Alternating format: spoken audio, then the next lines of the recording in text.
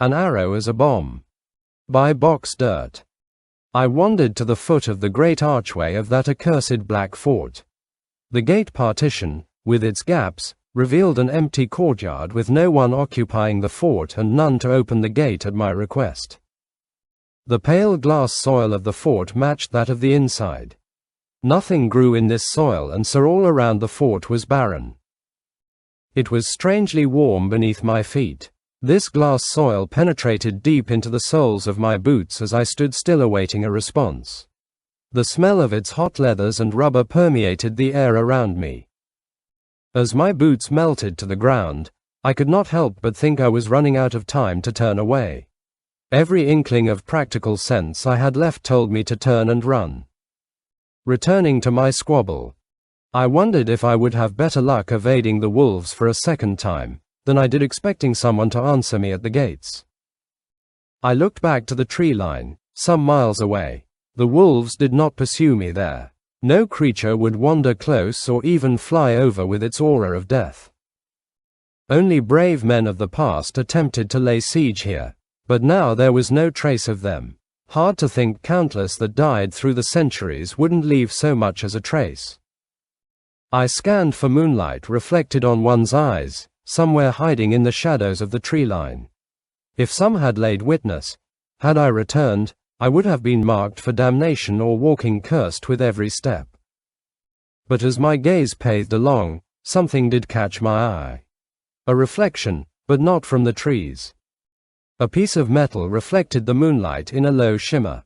I trudged closer to it, some of my boot coming off, melted, to the soil. My first instinct would be to reach out and grab it, but I surely knew the flesh of my hand would come off with the soil. I took my long shiv from its sheath and sunk it deep, trying to hook on something for leverage to pull the thing out. Even through the pommel I could feel my shiv growing hot. Finally I snagged onto the damn thing and pulled it up and balanced it on the tip. What I had found was a helmet sunk into the ground. A simple thing, from a forgotten army, but it was warped and as hot as my shiv, if not hotter. There was some trace of conflict here. I thought then, what of the rest of the man? I could only assume he had gone into the ground. Maybe he had gone deeper and deeper into this hot grave. Only for his helm to remain. But metal such as this could only warp at higher temperatures. Something had made this helm surface, or maybe it remained near the top and the place had cooled. I did not know what could cause matters such as these, but I had a chilled feeling. Maybe I did not stumble upon this evidence by mistake, maybe it was laid for me. I jolted the helmet up and off my shiv and let the damn thing fall to the ground before I would let it clumsily burn my wrist.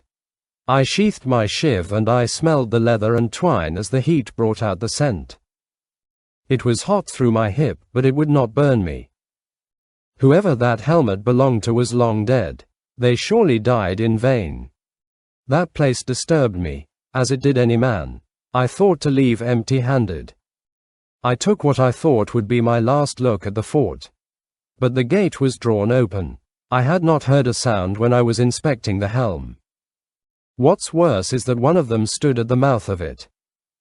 It was there, silent and gaunt as the description of a perpetual. But it had the strange wares and armor of those that called themselves the Hand.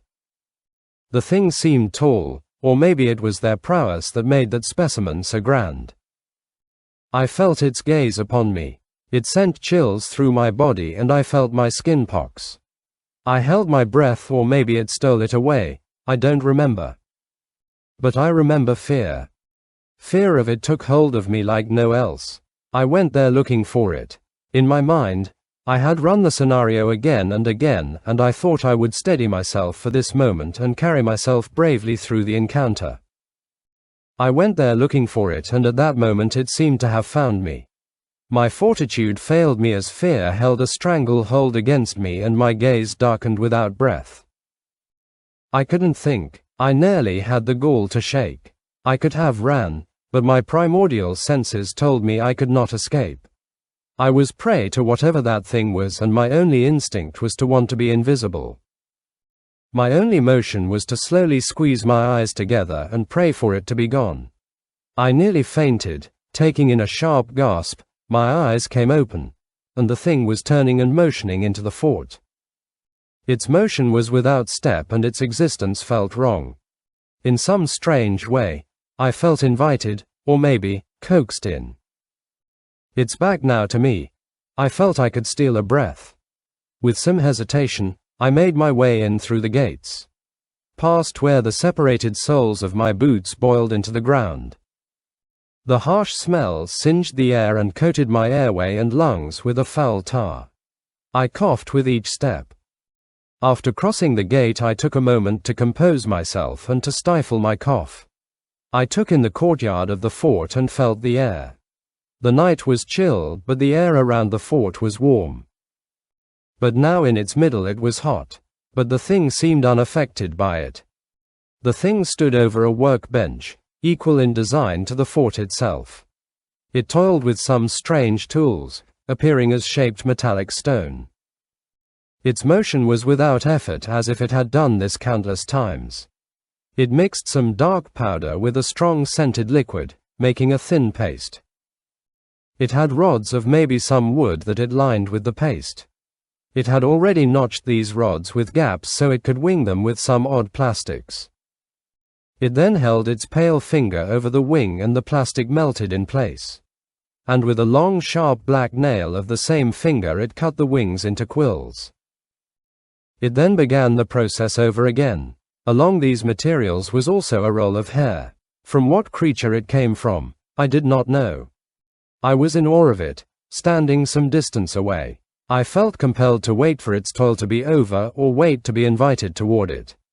Patiently I stood in the middle of the courtyard, my boots melting to the leathers, but the invitation never came. So I went. As I approached, it spoke from behind a mask. It spoke in a scorched, scratching voice with a strange accent of origins I knew not.